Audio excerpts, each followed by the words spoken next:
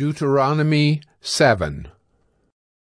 When the Lord your God brings you into the land that you are entering to take possession of it, and clears away many nations before you, the Hittites, the Girgashites, the Amorites, the Canaanites, the Perizzites, the Hivites, and the Jebusites, 7 nations more numerous and mightier than yourselves. And when the Lord your God gives them over to you, and you defeat them, then you must devote them to complete destruction. You shall make no covenant with them, and show no mercy to them. You shall not intermarry with them, giving your daughters to their sons, or taking their daughters for your sons, for they would turn away your sons from following me, to serve other gods. Then the anger of the Lord would be kindled against you, and he would destroy you quickly. But thus shall you deal with them.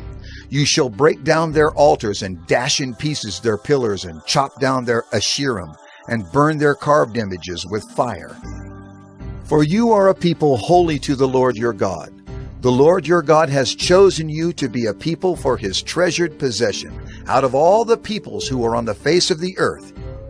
It was not because you were more in number than any other people that the Lord set his love on you and chose you, for you were the fewest of all peoples.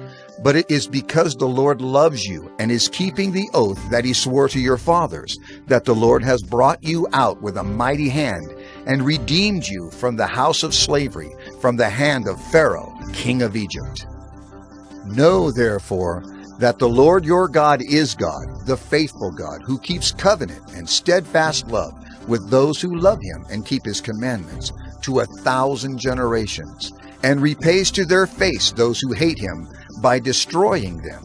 He will not be slack with one who hates him.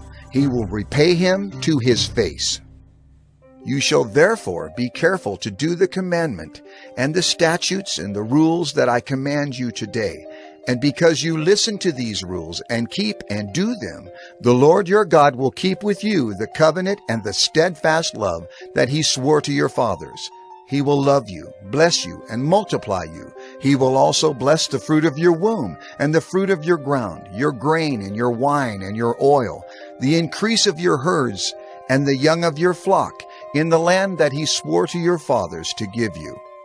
You shall be blessed above all peoples. There shall not be male or female barren among you, or among your livestock.